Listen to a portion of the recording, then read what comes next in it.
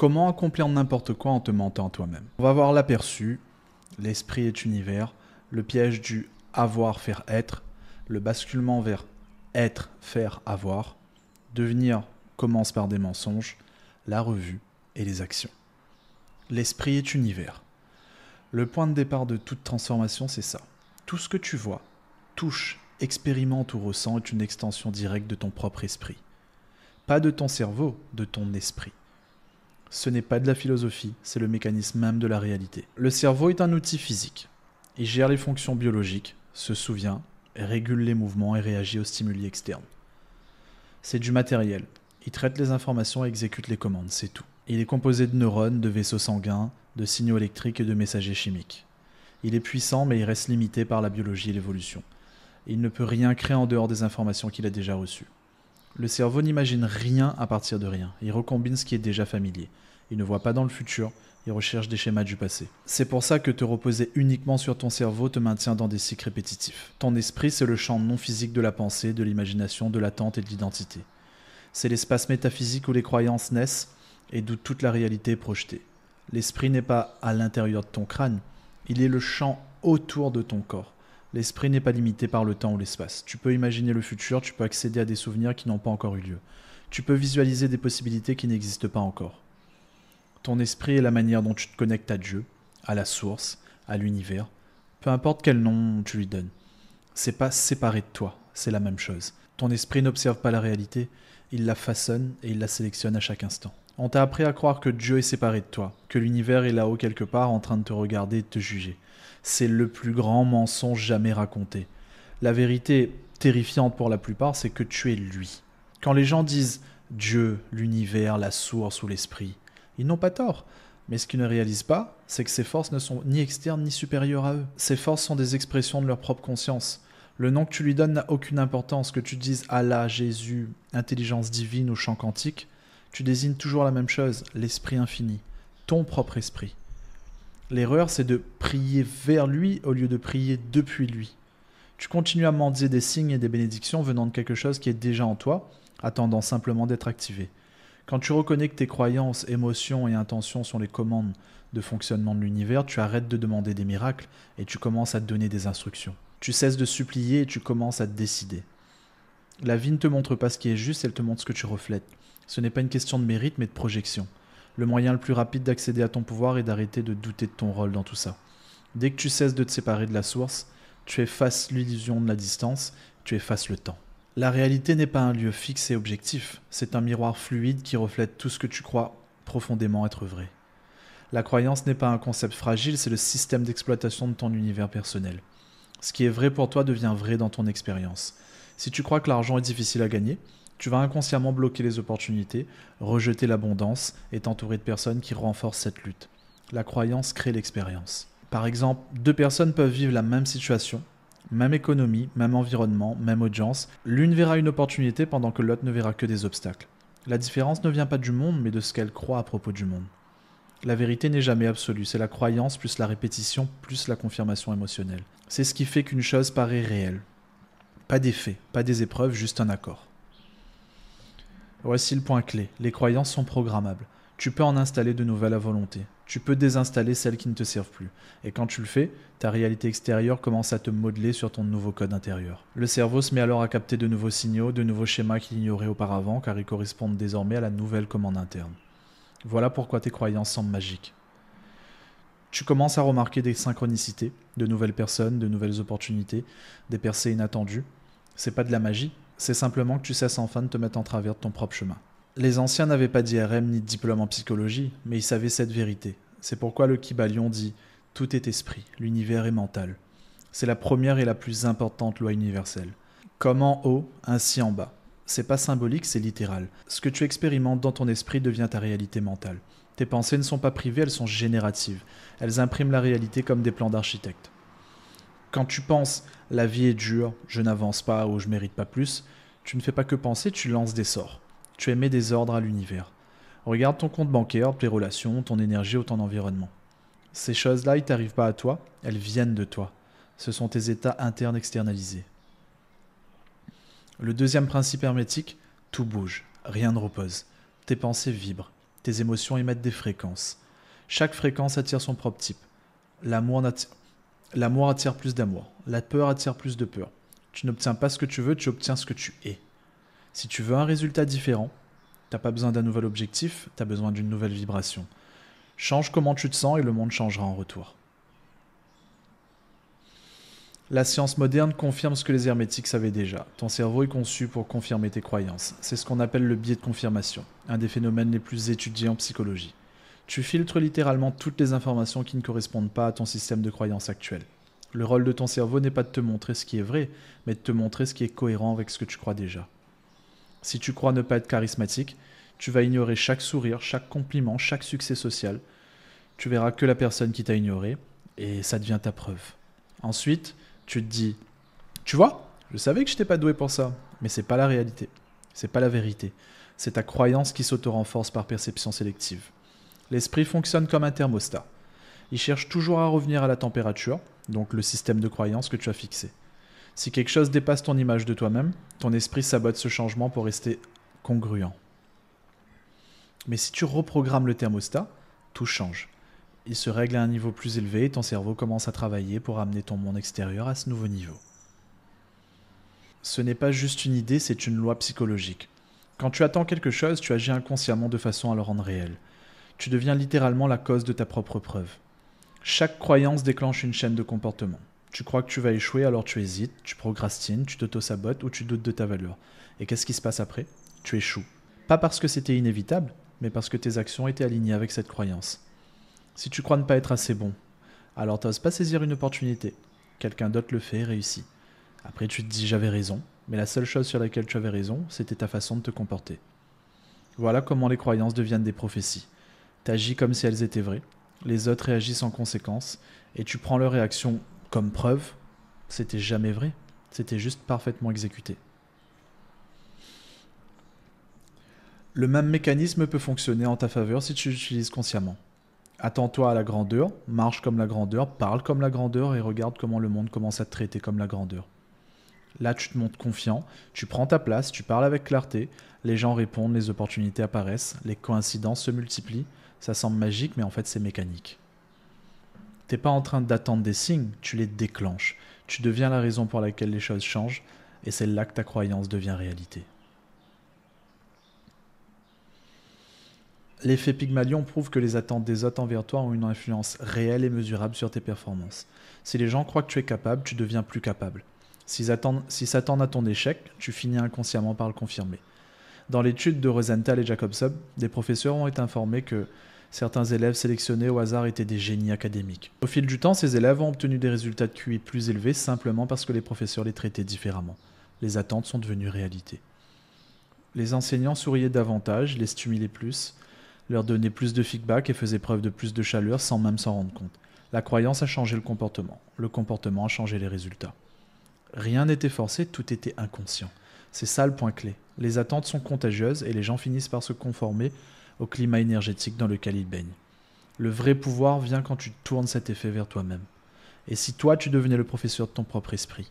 Et si tu t'attendais à la grandeur venant de toi, et non pas de façon conditionnelle, mais inébranlable ?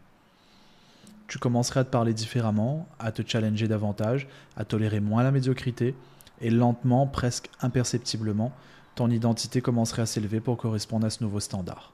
Pas seulement par l'effort, mais par l'attente incarnée. Ton système réticulaire activateur, ce qu'on appelle le SAR en français, c'est un réseau de nerfs situé à la base du cerveau. Son rôle, filtrer la réalité. Il décide quelles informations entrent dans ta conscience et lesquelles sont ignorées. Et voilà le plus fou, tu le programmes avec tes croyances. Tu reçois des millions d'informations chaque seconde, mais ton esprit conscient ne peut en traiter qu'une infime partie. Le SAR choisit ce qui est important, ce que tu dois remarquer. Il bloque tout le reste. Quand tu achètes une nouvelle voiture, tu commences à voir ce même modèle partout. Il n'est pas apparu soudainement. Tu as simplement dit à ton SAR que c'était important, donc il a ajouté à ton champ de perception. Ça signifie que tu vois jamais la réalité défiler, mais une simulation filtrée basée sur ce que ton esprit a été entraîné à prioriser. Tu entraînes ton SAR par la répétition, l'émotion et l'attention. Tout ce que tu lui donnes régulièrement, pensée, objectif, affirmation, il l'accepte comme important et il filtre ton environnement en conséquence. Si tu lui dis « j'attire toujours les opportunités », il commencera à te montrer des conversations, des publicités, messages ou idées qui confirment cette phrase. Si tu lui dis « la vie est dure », il bloquera activement toutes les preuves du contraire, la beauté, la facilité, la magie de la vie. Pas parce que ces choses n'existent pas, mais parce que ton filtre estime qu'elles sont non pertinentes. L'effet observateur en physique quantique prouve que l'observation consciente change la matière. En d'autres termes, ta manière de voir les choses influence ce qui est. La frontière entre imagination et réalité n'est pas floue, elle pourrait même pas exister. Au niveau subatomique, les particules existent sous forme de probabilité jusqu'à ce qu'elles soient observées. L'acte d'observer effonde la probabilité en un état défini. C'est de la science, c'est pas du mysticisme. Tu ne regardes pas passivement la réalité se dérouler, ton attention transforme les possibilités en forme. Tu choisis littéralement ce qui devient réel en fonction de la manière dont tu le perçois. Ce que tu crois réel devient ce que tu perçois comme réel. Ce que tu perçois devient ce sur quoi tu agis.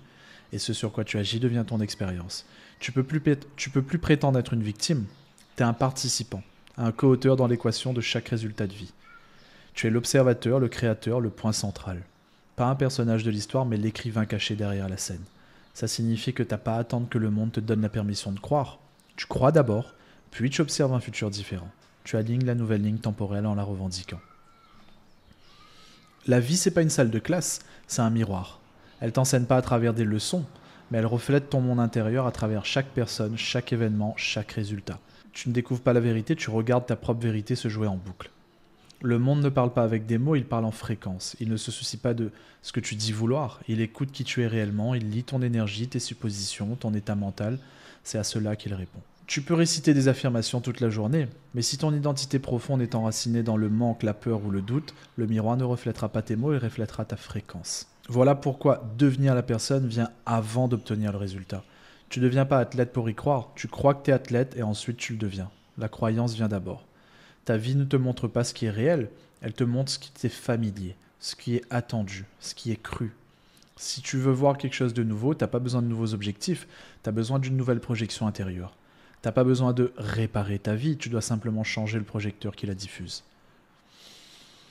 Et tout commence en arrêtant de courir après le miroir. Arrête d'essayer de corriger le reflet, commence à changer la source, ce qui nous amène à la plus grande illusion de toutes, la manière dont on t'a appris à obtenir ce que tu veux. Le piège du avoir, faire, être. Depuis ta naissance, on t'a hypnotisé pour suivre cette formule. Avoir, faire, être. Ça paraît logique. Tu penses que si tu as les bonnes ressources, alors tu pourras faire les bonnes choses et enfin être la personne que tu veux devenir. Mais cette formule est un mensonge. Elle crée un retard infini. C'est la structure même du conditionnement social. Elle t'apprend à attendre des preuves avant d'autoriser ton identité. Tu crois que tu dois avoir de l'argent avant de pouvoir faire des choses d'entrepreneur pour enfin te sentir comme un entrepreneur. Donc résultat, tu ne commences jamais, tu te sens jamais prêt, tu repousses sans cesse la croyance en toi parce que tu n'as pas encore mérité le droit d'y croire. Tu enfermes ton identité derrière des circonstances et tes circonstances sont façonnées par ton identité. C'est une cage qui se verrouille toute seule.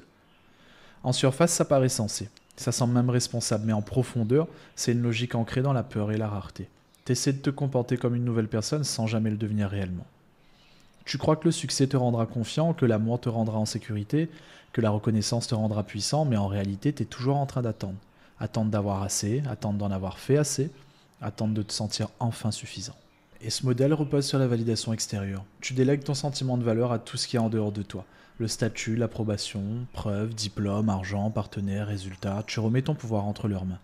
Si tu as besoin d'avoir quelque chose avant de t'autoriser à être quelque chose, tu rends ton identité conditionnelle. Et ça te rend réactif. Tu attends les likes, les compliments ou la validation pour te sentir attirant ou réussi. Tu hésites à agir avec audace parce que tu ne te sens pas légitime. Tu t'accroches aux résultats pour te sentir digne. Quand tu ne les obtiens pas, tu t'effondres. Tu perds pas seulement un résultat, tu perds une partie de ton estime de toi. Ton sens du soi devient fragile. Tu vaux seulement autant que ton dernier succès. Tu perds la capacité de te sentir puissant dans le moment présent parce que tu as lié ta valeur à des résultats futurs. Le schéma avoir, faire, être fonctionne comme un système linéaire.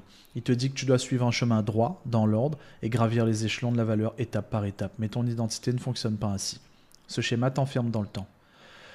Tu penses, un jour, j'aurai l'argent, alors je ferai ce qu'il faut et je deviendrai enfin cette personne. Mais tu vois, ce un jour, il viendra jamais.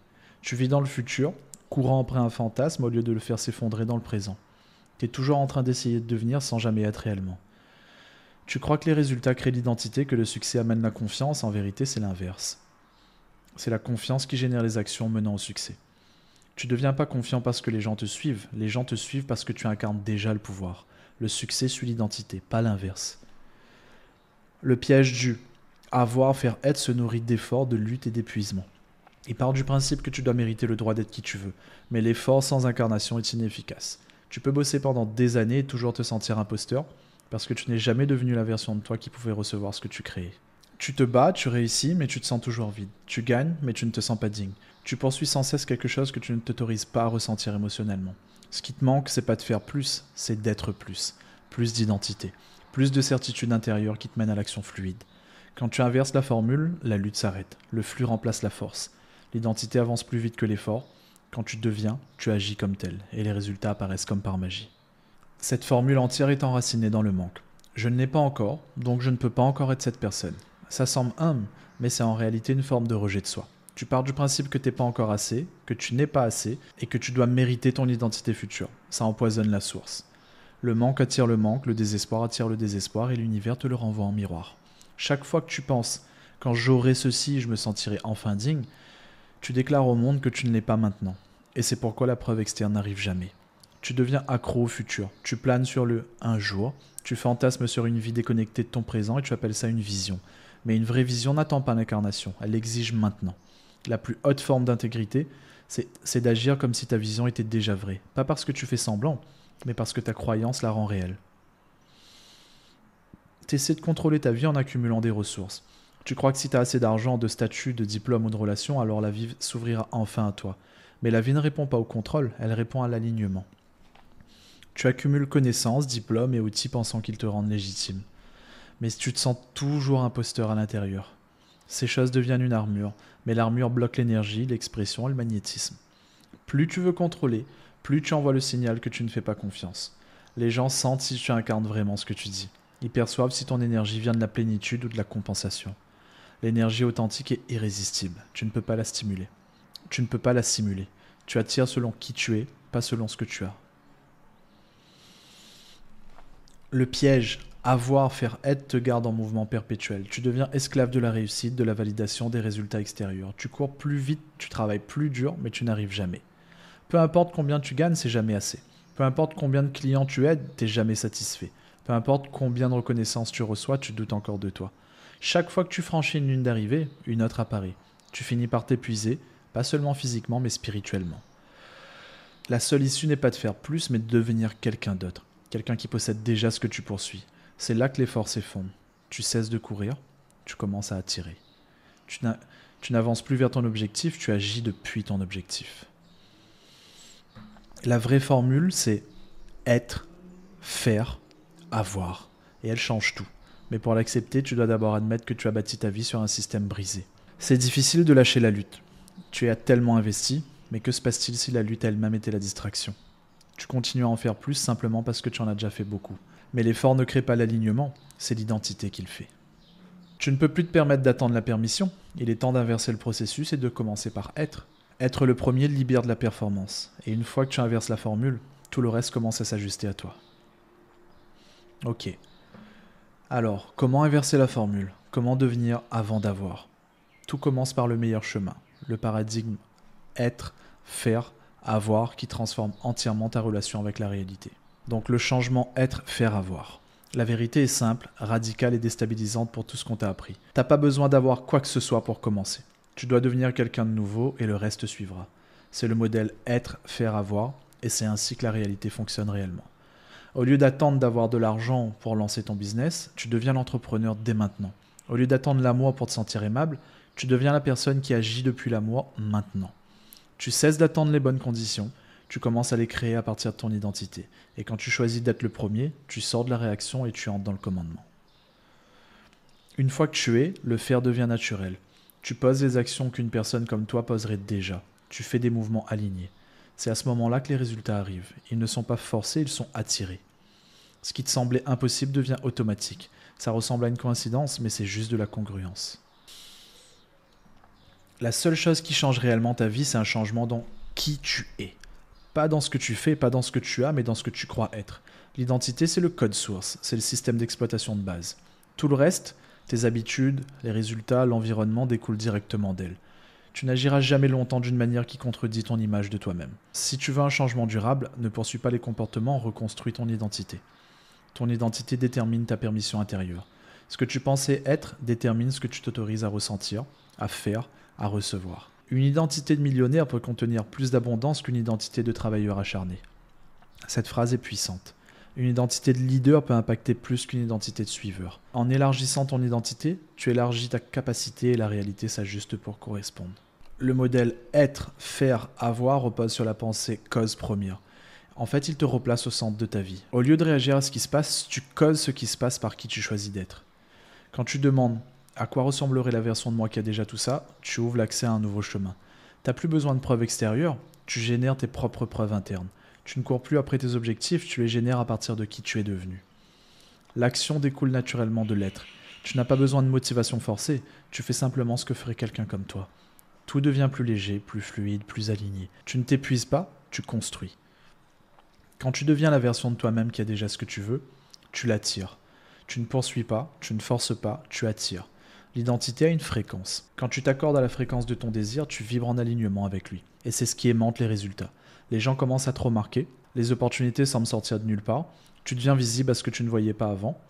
Plus tu essaies de forcer, plus tu crées de résistance. Quand tu es, les choses viennent sans lutte. Pense à ces moments où tu étais dans le flow. T'essayais pas, tu étais juste. Être, faire, avoir tangue dans cet état en permanence. Les actions issues de ton identité actuelle paraissaient forcées. Celles issues de ton identité future semblent naturelles. C'est ça le vrai cheat code. Quand tes comportements s'accordent à ce que tu deviens, il n'y a plus de résistance intérieure. Tu ne fais pas semblant, tu exprimes. Tu ne fais pas comme un leader, tu es un leader. Donc tu parles et agis différemment. Retiens bien ça, c'est pas fake it till you make it, c'est deviens-le jusqu'à ce que ce soit évident. Plus ton identité et tes actions sont congruentes, plus les résultats arrivent vite. La vie se met à composer en ta faveur. Tu effondres le temps. Ce qui prenait des années peut arriver en quelques semaines. L'univers répond à l'identité avec vitesse et échelle. Être, faire, avoir te libère du besoin de permission extérieure. Tu arrêtes de demander « est-ce que j'ai le droit à ça ?» et tu commences à déclarer « je le suis déjà ». Tu ne dépends plus des titres ou de validation pour te sentir légitime. Tu sais que tu es réel parce que tu l'as décidé. Tu deviens immunisé à la critique et au rejet. Tu ne fais pas semblant d'avoir confiance, tu la revendiques. Quand tu choisis d'être le premier, tu passes de victime à leader. De l'attente à l'autorité, de la réaction à la direction. Personne ne te donne le pouvoir, tu le prends. Et parce que tu le prends, tu détiens aussi le pouvoir de te transformer. Et ce modèle, c'est pas juste motivationnel, il est métaphysique. C'est le mécanisme même par lequel la réalité se configure autour de toi. Quand tu choisis d'être, tu modifies ta ligne du temps. Le champ quantique répond à la supposition. L'observation effonde le potentiel. Chaque fois que tu choisis d'être ton futur toi maintenant, tu fais s'effondrer un futur potentiel dans le présent. La clé, c'est la supposition. Quand tu assumes que c'est déjà vrai, ça le devient. Tu crées littéralement de nouvelles possibilités par le choix. Le monde rattrape ton état intérieur et pas l'inverse. T'as pas besoin d'attendre que le miroir change, tu changes le visage qu'il regarde. Les résultats sont des reflets différés, ils te montrent qui tu étais. Change qui tu es maintenant et le futur se met à jour comme un logiciel. Pour réellement vivre le modèle être, faire, avoir, tu dois agir avant que les résultats existent. Ça demande du courage, une autorité intérieure que la plupart des gens ont peur de revendiquer. Tu devras parler avec audace avant de te sentir prêt. Agir avec certitude avant que ce soit logique. Ton cerveau criera « imposteur », ton ego paniquera. C'est ton ancienne identité qui meurt. Laisse-la brûler. Le nouveau toi se manifeste pas parce que tu attends, il apparaît parce que tu bouges. Tu agis comme si, non pas par imitation, mais parce que tu es déjà aligné avec ce qui vient. C'est ça qui plie la réalité, c'est ce qui sépare les leaders des rêveurs. L'identité ne se trouve pas, elle se choisit. Tu ne découvres pas qui tu es, tu le décides et la réalité s'ajuste. Il y a un moment où tu arrêtes d'expliquer ton ancienne histoire et tu commences à en vivre une nouvelle. Ce moment-là, c'est la naissance de l'être. Ça prend pas des années, ça prend une décision. Je le suis maintenant, c'est la phrase la plus puissante que tu puisses prononcer. Tu ne testes pas l'être, tu ne fais pas semblant, tu l'incarnes totalement, même sans preuve. C'est là que ton image de soi s'ancre profondément, et une fois que tu es, tout le reste s'aligne naturellement. Ok, voilà le paradoxe. Tu ne peux pas appliquer être, faire, avoir si tu ne sais pas comment être. Et être, c'est pas faire semblant, c'est croire. Pour le croire, tu dois d'abord te mentir à toi-même. C'est là que commence la vraie transformation. Si le modèle être, faire, avoir est le mécanisme par lequel la réalité se plie, alors être, c'est la clé qui déverrouille tout le système. Mais c'est là que la plupart des gens se bloquent. Ils ne savent pas comment être ce qu'ils ne sont pas encore. Ils pensent que être nécessite des preuves, qu'il faut d'abord une autorisation. Mais l'être n'attend pas la preuve, être crée la preuve. Pour être quelque chose, tu dois croire que tu l'es déjà. Et cette croyance, vraie, profonde, inébranlable, n'est pas quelque chose que tu attends, c'est quelque chose que tu construis, couche après couche, de l'intérieur vers l'extérieur. Tu ne deviens pas d'abord à succès pour ensuite y croire. Tu crois que tu es à succès et tes actions et tes résultats s'élèvent pour correspondre à cette croyance. Le moyen le plus rapide d'effondrer le temps, c'est d'arrêter de chercher la validation extérieure et de commencer à vivre depuis la conviction intérieure. Voici la vérité que personne ne veut dire. Tu ne croiras pas au début. Cette croyance ne semblera pas réelle, elle ne semblera pas honnête, elle semblera être un mensonge et c'est exactement comme ça que ça doit se sentir. Tu n'attends pas que la croyance devienne authentique, tu te mens d'abord à toi-même, puis tu construis la vérité, une petite preuve à la fois. Le voyage vers la vraie foi commence par un mensonge que tu choisis de nourrir plutôt que d'ignorer.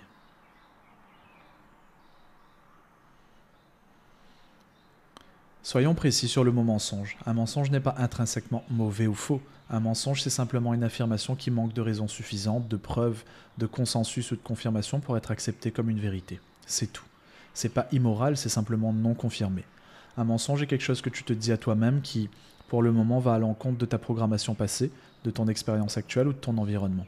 Ça te met mal à l'aise, non pas parce que c'est faux, mais parce que c'est nouveau. Ton système nerveux interprète les idées nouvelles comme des menaces. Donc quand tu affirmes quelque chose de radicalement nouveau comme « je suis millionnaire » ou « je suis magnétique », ton corps peut se tendre, ton cerveau peut résister et ton ego peut se moquer. Cette résistance est le sous-produit des anciens systèmes de croyances qui défendent leur position. Tu ne fais rien de mal, tu es simplement en train de perturber une boucle identitaire. La vérité et le mensonge sont faits de la même matière. Preuve, raison et confirmation. La seule différence, c'est combien tu en as à un moment donné.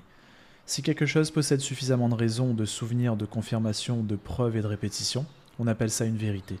Si ce n'est pas le cas, on appelle ça un mensonge. Cela signifie que la vérité et le mensonge ne sont pas des catégories morales, ce sont simplement des positions sur une échelle de croyance. La vérité n'est pas absolue, c'est un consensus de perception renforcé par des schémas et de la répétition. Ce que tu appelles réalité n'est qu'une narration dominante validée suffisamment de fois pour être acceptée, parce qu'elle contient assez de raisons, de preuves, de consensus ou de confirmation. Tu crois que certaines choses sont vraies parce que tu les as vues, entendues, ressenties ou pensées un nombre suffisant de fois, c'est tout. C'est tout le mécanisme. Tu n'as pas toujours cru que tu étais timide, pauvre, sans valeur ou bloqué. Tu as absorbé ces histoires parce qu'elles se répétaient et tu as fini par les considérer comme vraies. Si assez de gens te disent que tu es attirant, puissant et riche, et que tu l'entends assez longtemps, tu finiras par le croire aussi. La vérité n'est pas découverte, elle est construite. C'est une structure psychologique bâtie brique après brique, à partir de raisons, de preuves et de confirmations. Chaque fois que tu trouves une raison pour laquelle quelque chose pourrait être vrai, tu ajoutes une couche. Chaque fois que tu acceptes un moment d'alignement, tu ajoutes une poutre. Finalement, ton cerveau arrête de remettre en question et commence à défendre la nouvelle vérité. C'est à ce moment-là qu'elle devient ce que tu es. Le processus de transformation se déroule en 3 étapes. D'abord, tu te mens à toi-même. Ensuite, tu crois de façon illusoire. Puis, tu crois de manière réaliste. Et enfin, tu es simplement. C'est l'escalier de la transformation. Tu ne peux pas sauter les marches. Le mensonge est la graine que tu plantes. Je suis puissant, je suis riche, j'ai une énergie illimitée. Ça semble faux, c'est normal, dis-le quand même. La première fois que tu le dis, tu ressentiras de la résistance. Tu te sentiras imposteur. Ce n'est pas un signal d'arrêt, c'est le signe que tu commences. C'est la partie que tout le monde évite. C'est pour ça que la plupart des gens restent les mêmes. Ils ne mentent pas assez longtemps pour découvrir la vérité de l'autre côté. La croyance illusoire, c'est lorsque tu agis comme si le mensonge était vrai. Pas parce qu'il l'est déjà, mais parce que tu as décidé qu'il le deviendrait. Tu poses des actions alignées, tu te présentes différemment, tu parles avec plus de pouvoir, tu crées à partir de ton futur. Tu ne crois pas encore totalement, mais tu ne résistes plus. Tu es en train d'endosser l'identité, comme un costume un peu trop grand, mais dans lequel tu grandis vite. La vraie croyance s'installe quand tu commences à voir les retours de tes actions. Les gens réagissent différemment, les résultats s'alignent, tu gagnes, tu obtiens la preuve. La nouvelle croyance devient naturelle, tu n'as plus besoin de te la répéter, ce ne sont plus des affirmations, c'est juste ta nouvelle forme. À présent, ce n'est plus quelque chose en quoi tu crois, c'est quelque chose que tu es. Pour accélérer ce processus, tu dois activement chercher des micro-preuves, micro-raisons, micro-confirmations qui montrent que ta nouvelle identité pourrait être vraie. Tu ne mens pas aveuglément, tu empiles les preuves, moment après moment, jusqu'à ce que la balance penche. Ce sont de petits signes, un compliment, une nouvelle idée, une réponse différente de quelqu'un, un moment où tu t'es senti puissant.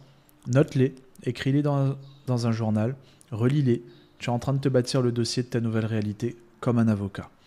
Plus tu leur accordes d'attention, plus ton cerveau commencera à remarquer des événements similaires. Le biais de confirmation commencera à jouer en ta faveur. Le cerveau n'a pas besoin de preuves écrasantes pour changer d'identité.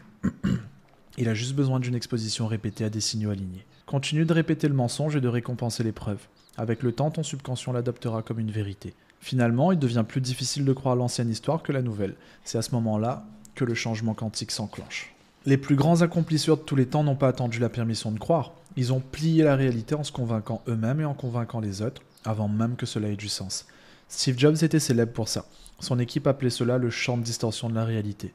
Il a insisté sur des choses impossibles, des délais ridicules, des objectifs irréalistes, mais d'une manière ou d'une autre, ces choses se produisaient, parce que la croyance plie les règles. Steve Jobs disait aux designers qu'ils pouvaient finir un projet en 2 semaines alors qu'ils auraient dû en prendre 6, pas parce que c'était logique, mais parce que sa conviction inébranlable tordait la logique elle-même jusqu'à ce qu'elle corresponde à son attente. Les gens croyaient en lui parce qu'ils croyaient d'abord en lui-même. Cette croyance est devenue contagieuse et elle a transformé des idées en iPhone. Mohamed Ali a dit au monde « Je suis le plus grand avant même de devenir champion ». Il l'a déclaré alors qu'il était encore inconnu. Il a répété tant de fois que le monde n'a pas eu d'autre choix que de le suivre. Son identité n'a pas attendu la victoire est venue après la croyance. Conor McGregor a fait la même chose. Il parlait comme un combattant multimillionnaire avant d'avoir le moindre argent.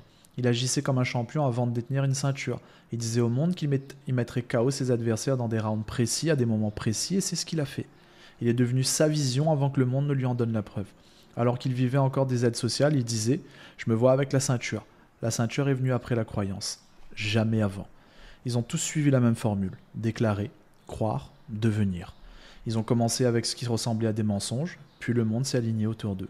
La croyance est venue avant la preuve, l'identité avant le succès. C'est pas un simple travail de mental, c'est une guerre identitaire. Tu es en train de démanteler une ancienne version de toi-même renforcée depuis des années. Elle ne disparaîtra pas en silence, tu dois l'affronter tout en nourrissant la nouvelle. Ça signifie couper toute raison, preuve, confirmation, attention, énergie et répétition liées à l'ancienne identité. Plus de plaintes, plus d'histoires, plus de « mais j'ai toujours été comme ça ». Tu arrêtes de parler de ton manque, tu arrêtes de t'identifier à la limitation, tu arrêtes de répéter le passé. Moins tu lui donnes d'oxygène, plus vite elle meurt. Cela signifie nourrir obsessionnellement la nouvelle identité avec croyance, langage, émotion et comportement. Tu parles à partir d'elle, tu penses à partir d'elle, tu bouges à partir d'elle, tu rejoues le futur plus souvent que le passé. Le nouveau toi devient le seul que tu autorises à exister. La logique ne suffit pas à ancrer ce changement. L'identité se transforme par l'émotion, pas par l'information. Tu dois ressentir la nouvelle version de toi pour qu'elle devienne réelle. Quand tu affirmes ta nouvelle identité, ajoute du ressenti. Mets de la musique, du mouvement. Fais ressentir à ton système nerveux la vibration de ce que ce serait d'être déjà cette version de toi.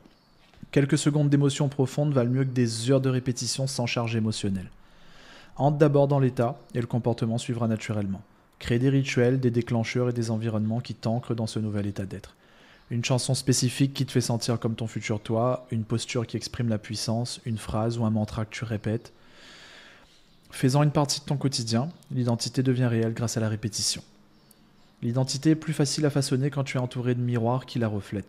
Ton environnement renforce soit ton nouveau moi, soit il te ramène vers l'ancien. Cesse de partager ta vision avec ceux qui sont attachés à ton passé. Passe du temps avec des gens qui voient ton futur comme une évidence. Tu ne dois rien à ceux qui ne peuvent pas te voir tel que tu deviens. La proximité est un pouvoir.